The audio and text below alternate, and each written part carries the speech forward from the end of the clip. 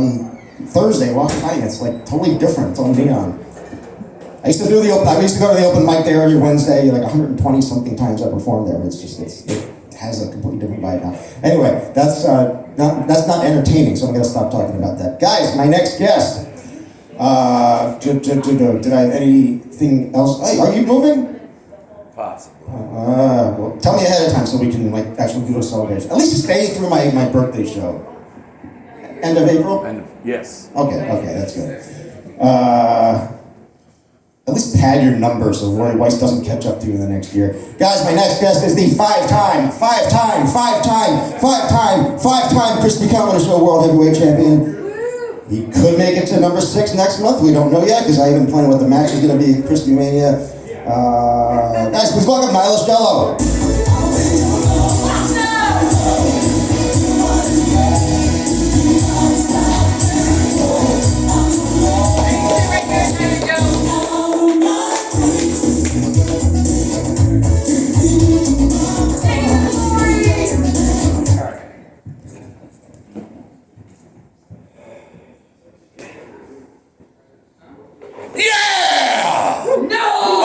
Give it up for me. Yeah! I need it. I especially need it right now. Eventually, Lori's probably going to beat my number. I'll be here through Hitler's birthday, or Earth Day, or Weed Day, whatever you want, whichever is more important to you. It's also Easter. Or Easter.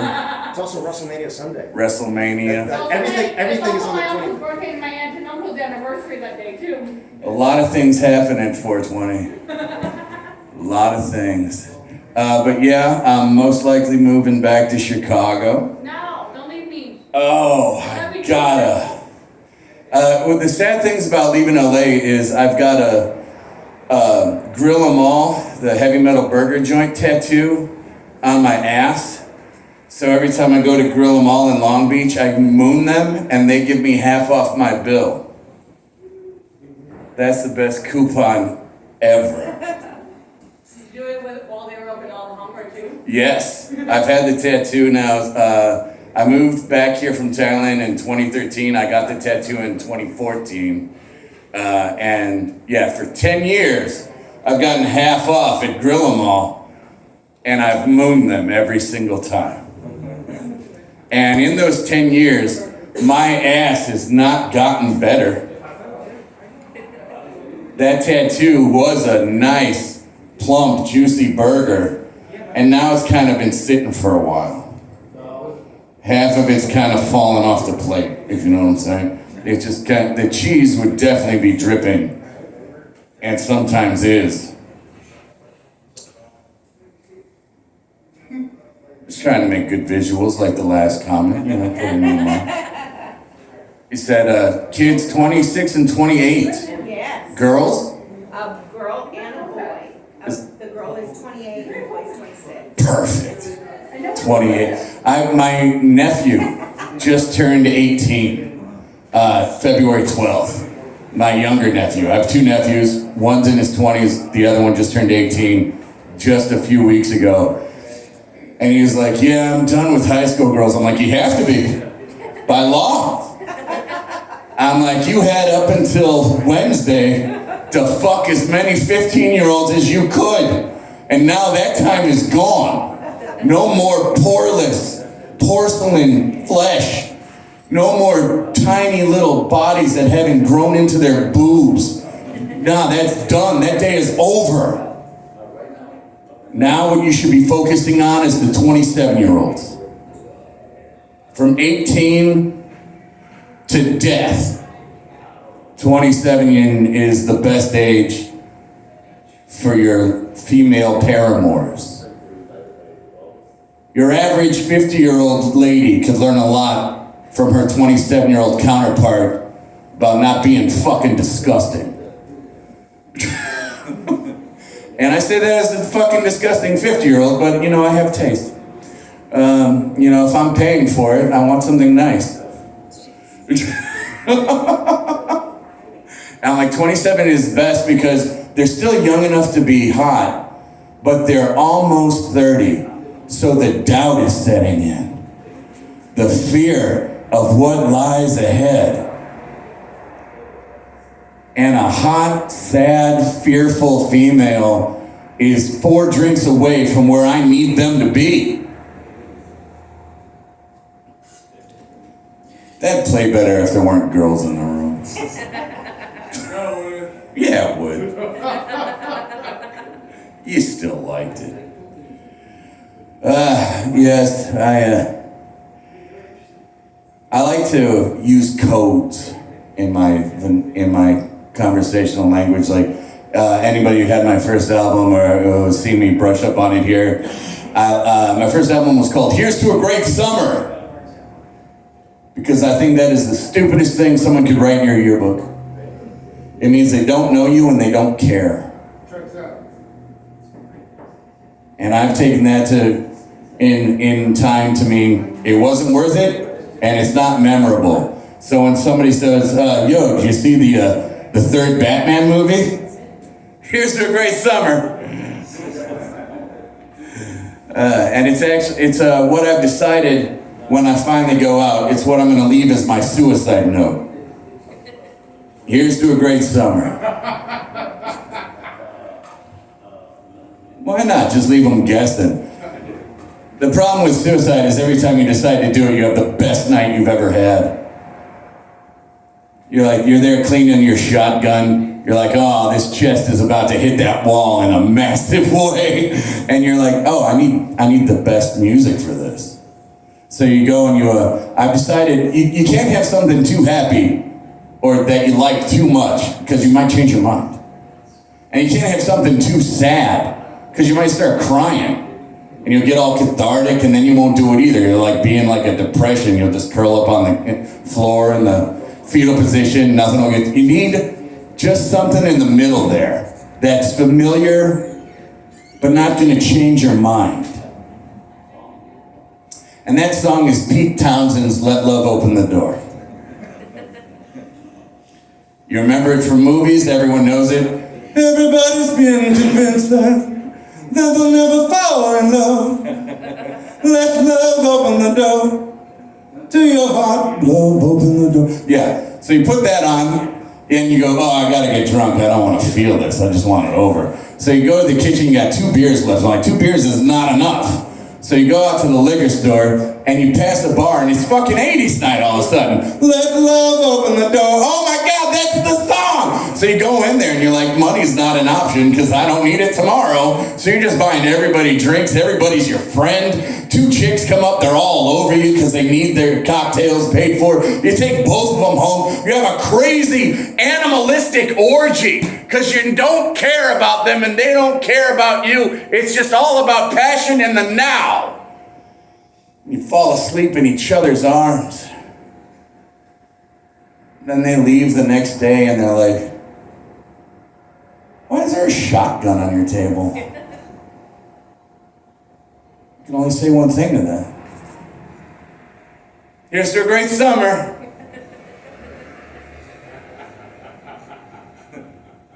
Another saying I like a lot is, we'll talk about it on the bus. That means if there's someone present in company that you shouldn't hear what you're about to say, you could talk about it at a later time. We'll speak about it on the bus. I don't have a good story for that one. It's just good to know. You could use that in your real life. My newest code is then so and so. And it doesn't make a lot of sense until I give you the antecedent. Friday night, I had to cover for a friend's death metal band, which is where I threw my back out because I'm 50 years old.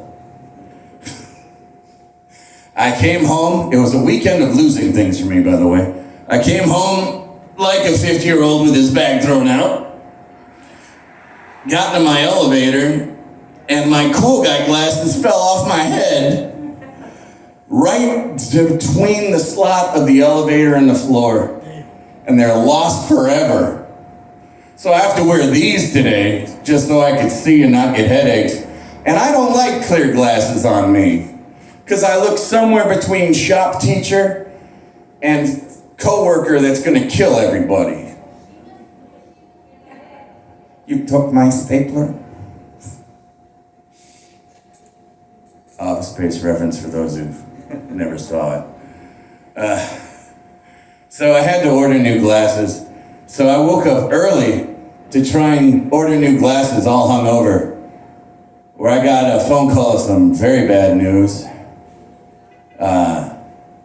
I talked to my mom, who was riddled with fentanyl and about to go into a coma. She told me she's watching the movie Grease and she loves it. And then she said 4 words in gibberish, and then she said, and then so. And hung up the phone. That's how she ended the conversation. No goodbye, no you called it on. Just, it was over, hung up the phone. I ordered my glasses. I started drinking for the day because I have to have a 6-pack before I could get in the shower because I hate myself and everybody else.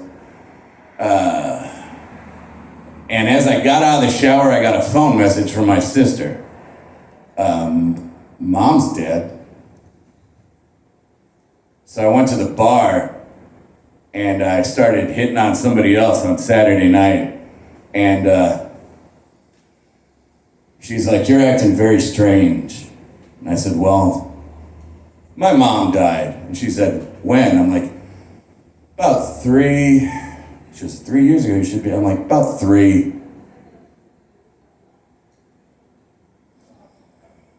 So I totally scored. Dead mom is the best. Took her home. Do not pick up a young girl when you threw your back out the night before. No amount of ibuprofen is going to help you. So I'm still got a sore back. Trying out new stuff. It's only been 2 days. I'm trying to work. Eventually I'll mold this into a better story. But I love worthless phrases that I could turn into something. So I'm going to change. And then so and so was my mom's way, because I thought about how she said she's watching Grease and she loves it. The first movie in 1977 that I remember going to was not Grease. I wanted to see Star Wars. And my parents left me with my uncle and said, just take him to see Star Wars. Everyone loves it. It's a space movie. He's just lasers. He's going to enjoy it. We went to the only theater in New Brunswick where my uncle lived at the time that had movies, and Star Wars was playing in one theater, and there was a line wrapped around the building for the next show. So we weren't going to see Star Wars. My uncle is not going to wait that long. He is an impatient person. He's like, whatever's playing the other theater, we're going to see. He's not going to know he's 3. Fuck this kid. I think he was his exact words. The other movie in the other theater was the first Friday the 13th, which made for very awkward kindergarten play dates. Everyone's like, I'm Han Solo, I'm Luke Skywalker, and I'm like, I'm gonna wait till you fall asleep and murder you. And not much has changed. But the second movie I saw, my mom took me to see Grease. And then she bought it on VHS, and we watched it every single day because it had music and bright colors, and it started with a cartoon. What better thing? So when she was saying, I watched Grease today and I loved it, she was saying, I remember you being 3. And I remember us watching Grease together every day. And then she was about to go comatose, so instead of saying she cared about me, she said, and then so.